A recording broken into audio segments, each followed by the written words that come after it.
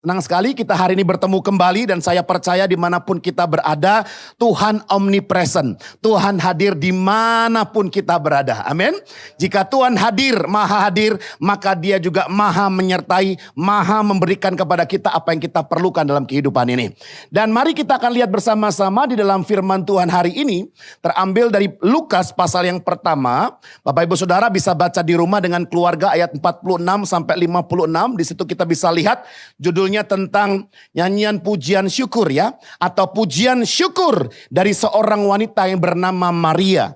Kita tahu bahwa saat itu Maria bersama juga Elizabeth ya, saudaranya, mereka sama-sama mengucap syukur, mendapatkan karunia, anugerah daripada Tuhan, dan kita akan lihat bersama-sama di situ apa yang terjadi. Nah, sebelum masuk lebih dalam kita membahas tentang ayat-ayat ini, tentunya kita masuk di dalam bulan Desember, bulan di mana kita kembali mengingat bahwa Yesus datang ke dunia. Kita tidak permasalahkan detik, jam, hari, kapan persisnya Yesus hadir.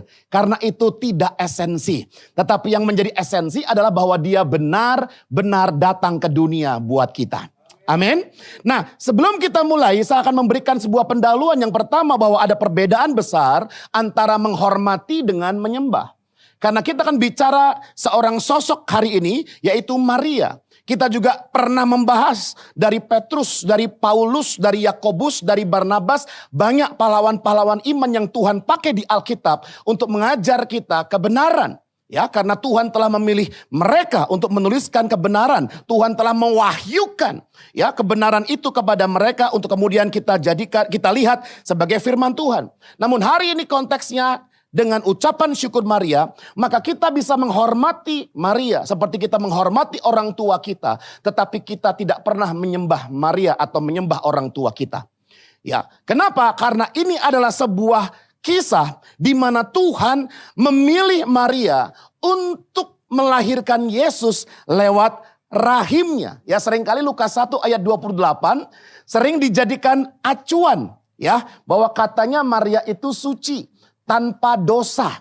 Ya, makanya rahim yang tanpa dosa itu lahirlah Yesus yang tanpa dosa itu. Tetapi kita lihat bersama-sama di situ dikatakan ketika malaikat itu masuk ke rumah Maria, ia berkata, "Salam hai engkau yang dikaruniai, Tuhan menyertai engkau." Ayat ini diterjemahkan bahwa Maria itu adalah bebas dari dosa. Tapi kalau kita lihat kata dikaruniai atau charitoo, ini dari akar katanya charis ya, charis. Charis itu artinya adalah anugerah. Katakan bersama dengan saya, anugerah. Jadi Maria adalah orang yang diberikan anugerah, diberikan hadiah, diberikan sebuah privilege dari Tuhan. Ketika Maria mendapatkan anugerah, maka kita juga bisa mendapat anugerah yang sama, ya toh ya? Dan kalau kita perhatikan Yohanes 3 ayat 16, karena begitu besar kasih Allah akan dunia ini, maka semua orang mendapat anugerah yang sama.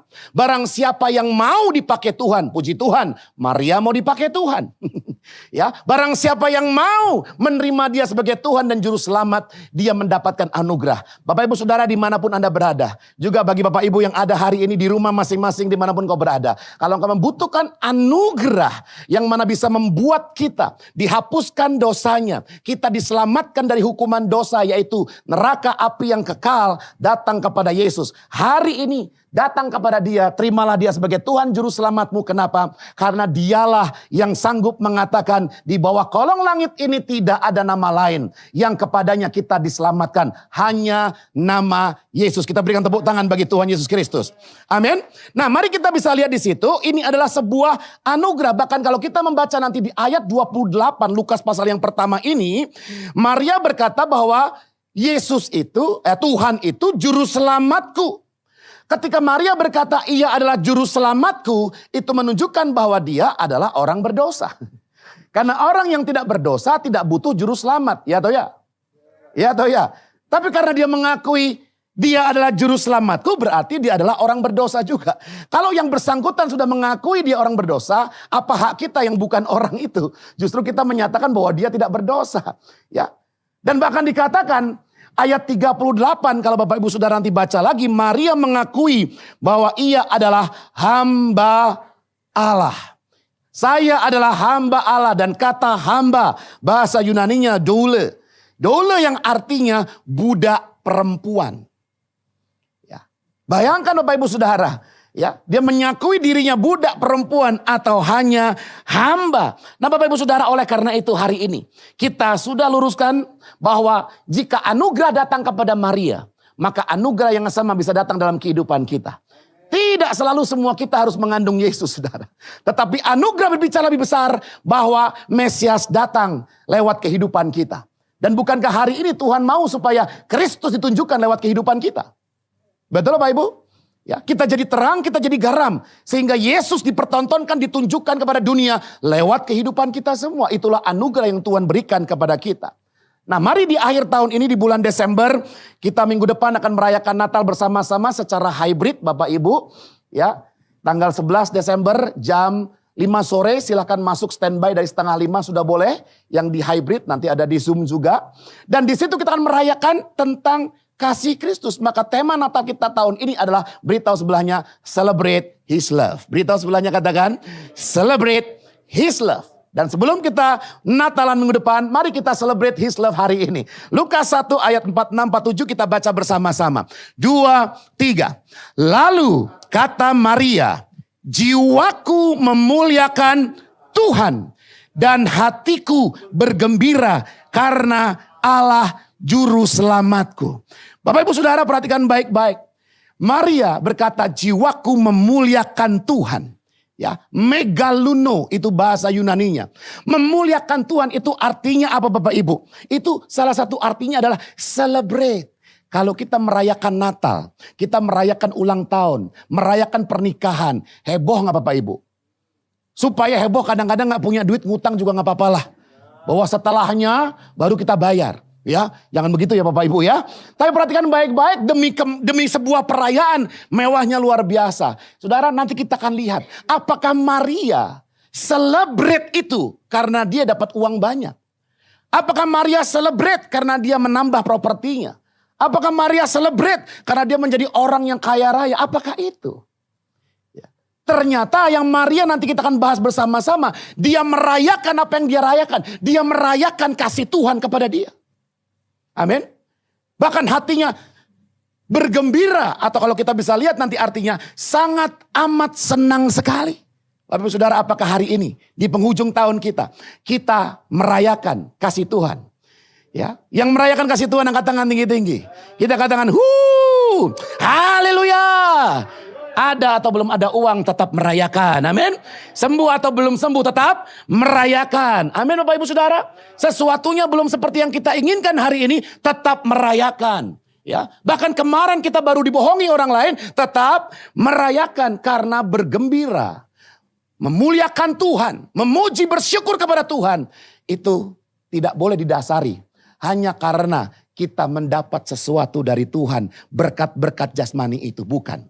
Bahkan hari ini kita perlu bersyukur kepada Tuhan atas apa yang Tuhan telah berikan. Tapi ingat, atas apa yang Tuhan belum berikan, atas apa yang kita tidak miliki juga.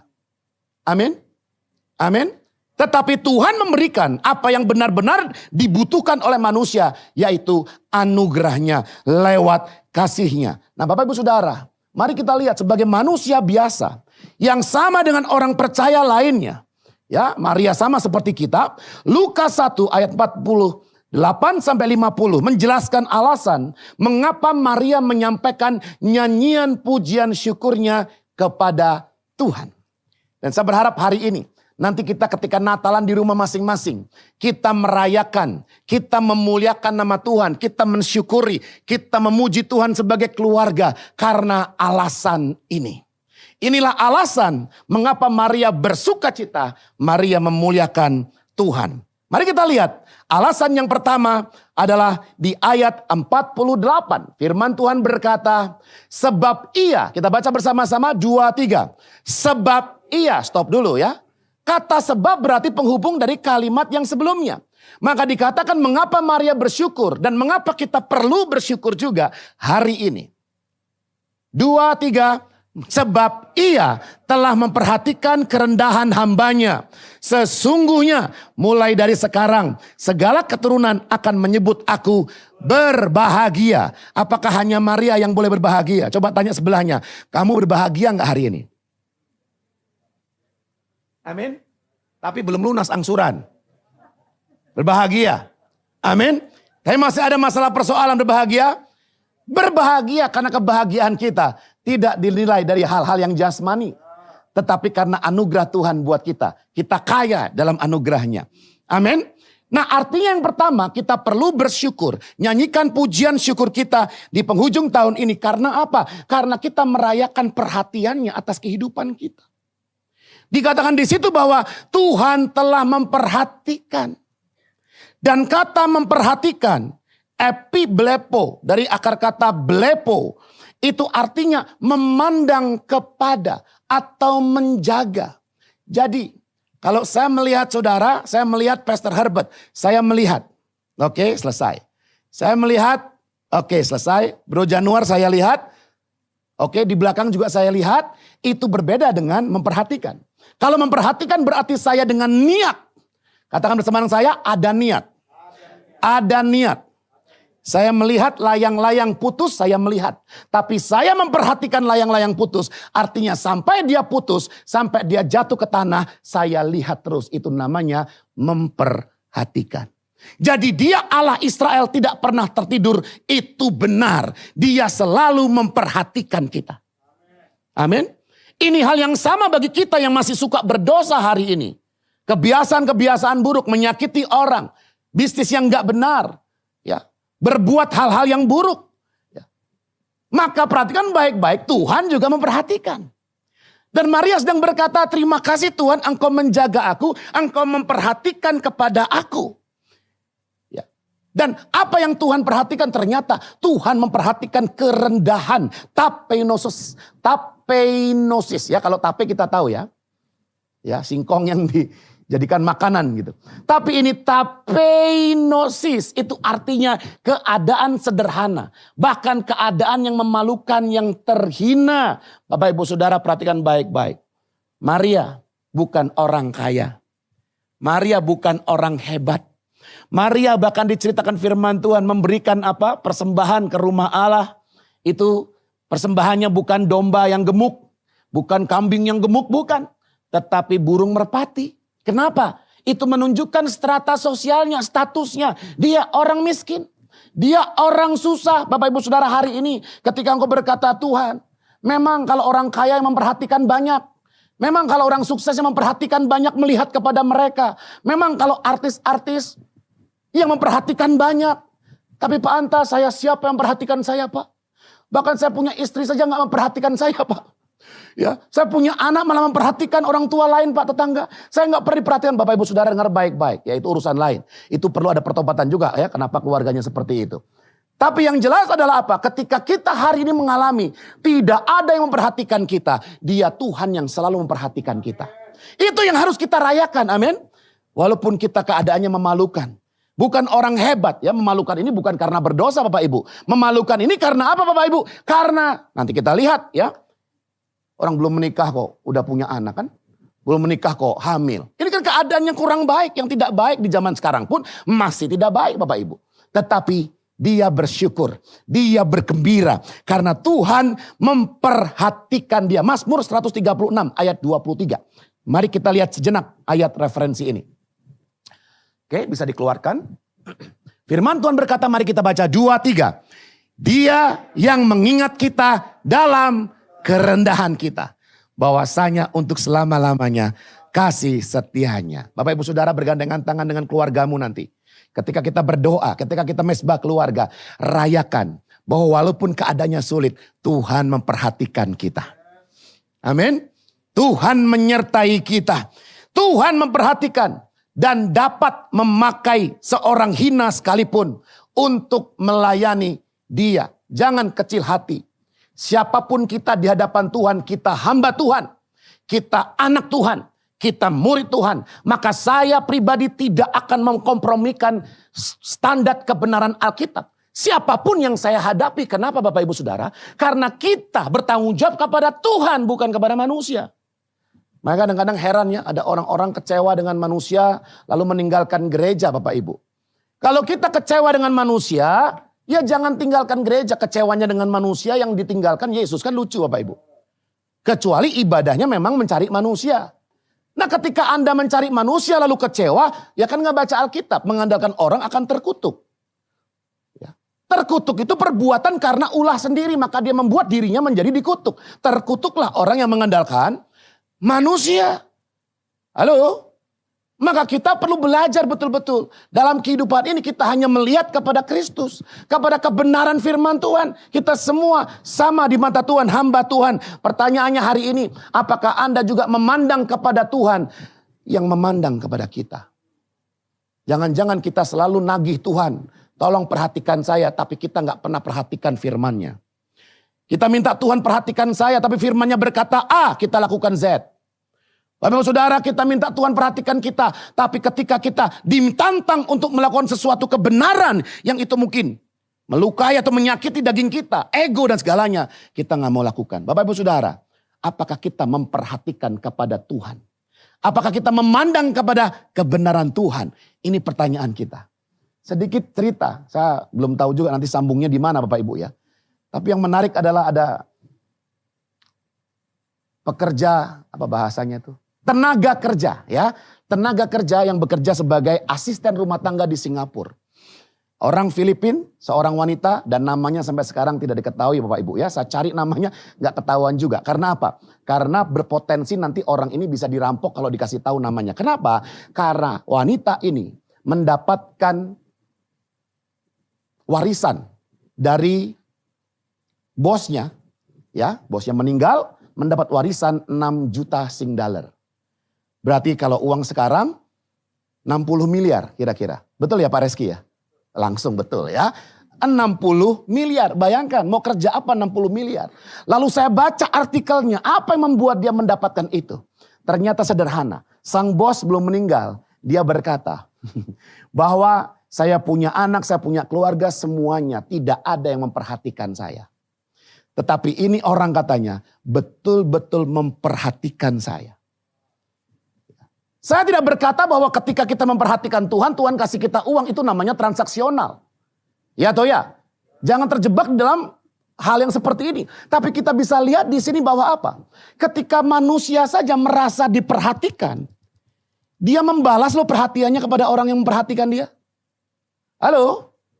Tuhan juga gak perlu balasan kita, tetapi perhatikan baik-baik. Tuhan berikan kita free will, Tuhan mau juga dia mengasihi kita. Dia gak mau paksa kita, pencet tombolnya cepret. Lalu kita berkata, aku mengasihi Tuhan. Ya kan? Haleluya. Ya kalau begitu gak perlu Tuhan kasih kita free will. Tapi fair gak? Apakah kedalaman hati Tuhan salah ketika dia berharap untuk diperhatikan oleh umatnya? Bertemu, bercengkerama, ngobrol. Amin Bapak Ibu? Amin Bapak Ibu? Yang di altar di sini, jangan-jangan hidupnya jauh dari altar. Halo? Tidak selalu yang di luar altar. Jauh dari altar. Jangan-jangan yang tiap hari di altar. Mereka yang di luar altar. Artinya apa yang kita lakukan dalam pelayanan kita. Tidak menunjukkan hubungan kita dengan Tuhan. Tapi jika kita hubungan dekat dengan Tuhan. Kita perhatikan firman dan kasih-Nya. Kita akan mau dipakai Tuhan dimanapun kita berada. Itu yang pertama. Lalu yang kedua mari kita lihat ayat yang ke-49. Firman Tuhan berkata. Karena yang maha kuasa telah melakukan perbuatan-perbuatan besar kepadaku. Dan namanya adalah kudus. Maria memuliakan Tuhan. Mengucap syukur. Karena apa? Karena perhatian Tuhan. Dia bukan siapa-siapa. Dia orang rendahan. Orang hina. Mari kita ingat siapa kita. Siapa kita? Tapi Tuhan pakai orang hina seperti kita juga sebagai alatnya. Dan yang kedua.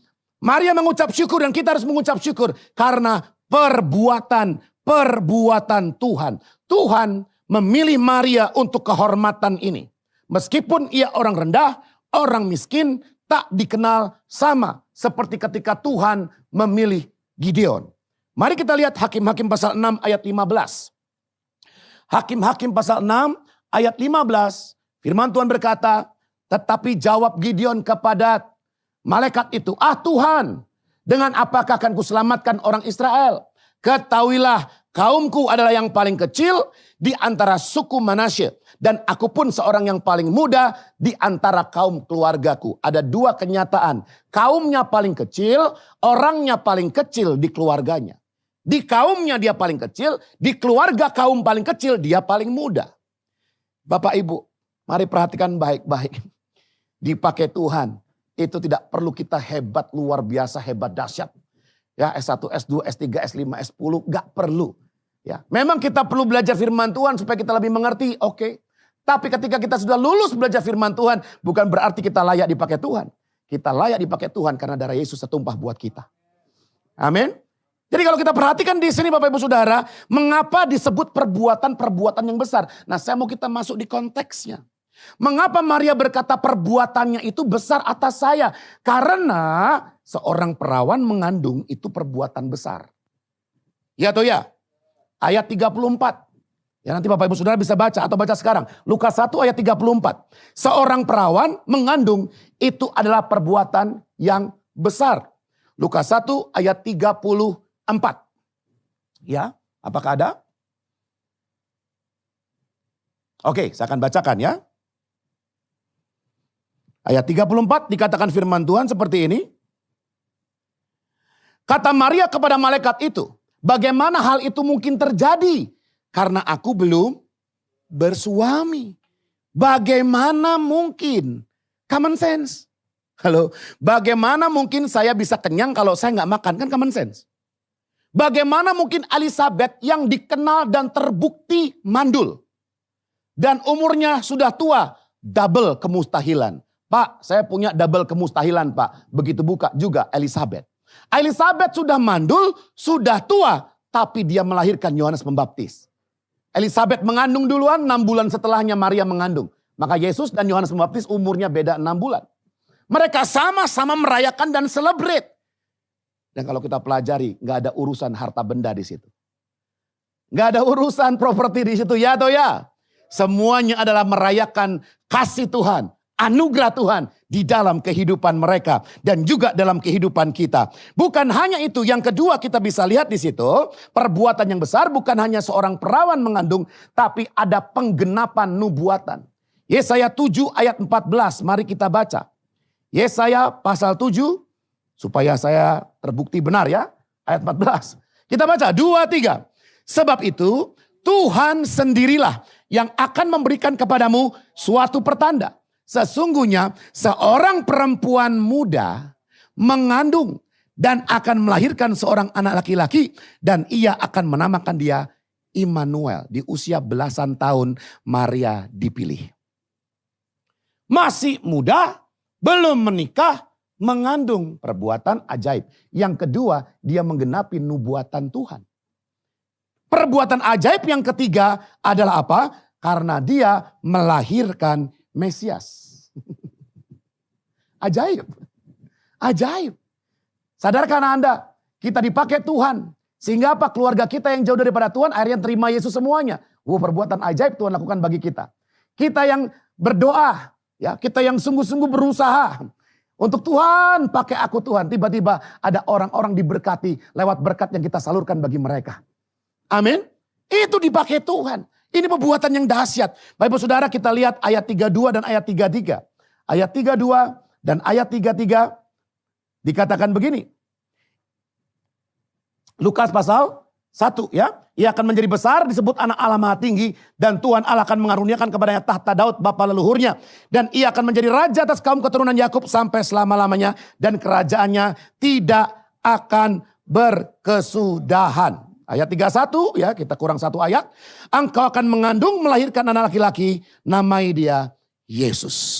Bapak Ibu Saudara, bukankah 3 hal ini perbuatan dahsyat Tuhan? Ya. Belum menikah bisa punya anak. Menggenapi nubuatan, melahirkan juru selamat. Wow. Wow. Berita sebelahnya, yang hebat adalah anugerah Tuhan memilih kita. Bukan yang dipilih, jangan salah alamat. Kita mengagung-agungkan yang Tuhan berikan anugerah, tapi kita lupa bahwa sesungguhnya yang kita agungkan adalah mereka, adalah Tuhan, bukan mereka, adalah Tuhan yang memberikan kita anugerah. Amin. Ya, mari kita lihat perbuatan besar apakah yang telah Tuhan lakukan kepada kita. Pak, saya ingin juga merayakan. Saya ingin juga memuji Tuhan, bersyukur. Saya ingin juga bergembira. Bagaimana caranya, Pak? Duduk bersama keluargamu di bulan Natal ini. Lalu kemudian masing-masing sampaikan secara detail perbuatan besar Tuhan apa yang secara pribadi Tuhan lakukan dalam kehidupan kita. Kenapa kita selalu berkata, Tuhan, aku kurang, mengeluh, bersungut-sungut. Kenapa? Karena kita nggak jujur. Kita abai, kita sengaja mengabaikan perbuatan Tuhan besar dalam kehidupan kita. Kita anggap itu kecil. Perhatikan baik-baik. Tidak ada hal kecil yang Tuhan lakukan buat kita. Bahkan hari ini kita duduk bersama-sama di sebelah teman-teman kita. Itu perbuatan besar yang Tuhan lakukan bagi kita. Amin Bapak Ibu. Dan yang ketiga, mengapa Maria bersuka cita? Ayatnya dikatakan, dan rahmatnya turun-temurun atas orang yang takut akan Dia. Mari hari ini kita mengucap syukur dan bahagia dengan sangat amat. Celebrate His love. Karena apa? Karena perhatian Tuhan kepada kita. Orang tidak memperhatikan kita, nggak apa-apa. Tapi Tuhan selalu perhatikan saudara. Yang kedua, karena perbuatannya atas kita. Ya bukan hanya mati di kayu salib Bapak Ibu Saudara. Tapi dia melakukan banyak hal ajaib dalam hidup kita. Salah satu yang paling ajaib adalah apa? Walaupun mujizat-mujizat yang kita harapkan belum terjadi. Walaupun yang kita inginkan dari Tuhan belum digenapi. Walaupun janji-janji Tuhan belum kita lihat dalam kehidupan kita. Tapi kita tetap beribadah kepada Dia. Itulah mujizat sebenarnya. Amin. Dan yang ketiga, karena rahmatnya yang besar buat kita. Dan kata rahmat ternyata lebih spesifik. Dikatakan eleos, yaitu belas kasihan. Belas kasihan. Maka di ayat 54 juga firman Tuhan berkata, Tuhan memberikan belas kasihan kepada Israel. Dan kita bisa baca di Matius 9 ayat 13, Tuhan berbelas kasihan, maka Tuhan menyembuhkan orang-orang yang sakit. Ya di Matius 12 ayat 7, Tuhan berbelas kasihan. Bahkan di ayat yang lain ketika Yesus melihat orang berbondong-bondong banyak, tergeraklah hatinya oleh belas kasihan. Maka Yesus berkata yang ku kehendaki adalah belas kasihan, bukan persembahan. Bapak Ibu Saudara, belas kasihan dialah yang membuat kita hari ini terselamatkan. Yang membuat kita hari ini bisa memanggil Dia ya Aba, ya Bapa. Maka janji Tuhan kepada kita hari ini, belas kasihannya akan terus menerus ada. Amin. Sebelum lenyap bumi ini, belas kasihannya ada. Maka selalu dikatakan begitu besar kasihnya. Barang siapa yang percaya, yang mau menerima belas kasihan itu, dia akan diselamatkan. Yang setuju katakan amin. Belas kasihan yang besar membuat kita hari ini bisa kuat sampai hari ini. Dan perhatikan baik-baik, ternyata rahmatnya turun-temurun. Artinya bukan hanya untuk satu orang, tapi untuk semua orang, setiap generasi, selama-lamanya. Tetapi ternyata atas orang-orang yang takut akan Dia. Dan frasa takut akan Dia, phobeo, itu artinya orang-orang yang menghormati Dia. Berarti bisa jadi mereka yang tidak menghormati Tuhan tidak bisa menikmati belas kasihan Tuhan. Makanya Lukas 12 ayat 10b dikatakan, tetapi barang siapa menghujat Roh Kudus, ia tidak akan diampuni. Mungkin lebih tepat ketika barang siapa menghujat Roh Kudus, ia tidak akan terampuni. Karena pengampunannya sudah diberikan, mau diterima atau tidak. Kenapa dikatakan menghujat Roh Kudus? Karena kata menghujat ternyata artinya juga mencela. Mencela artinya apa? Menolak. Perhatikan baik-baik. Zaman Bapa sudah lewat. Ada zaman Yesus hadir di tengah-tengah manusia, disalibkan juga. Maka Yesus memberikan Rohnya yang kudus buat kita. Sekarang kita berada di zaman Roh Kudus. Amin.